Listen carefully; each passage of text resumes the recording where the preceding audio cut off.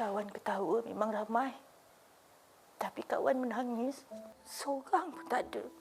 You memang lebih padan jadi anak I. Tapi cara you layan I jauh lebih matang dari Reza. Tapi I pun tak paksa you kahwin dengan I. Dah. You tak payah nak cakap benda-benda yang menyedihkan lagi, ya. Pergilah berehat. I masukkan 50,000 dalam akaun you. Tak payah. Hello? Alah, dah tutup. Masuk terus. Alah. Nampak gayanya tak ada cara lah nak tinggalkan. Terima kasih, sayang.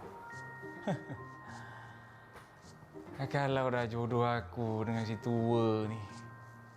Tua pun tua lah. Penting bahagia.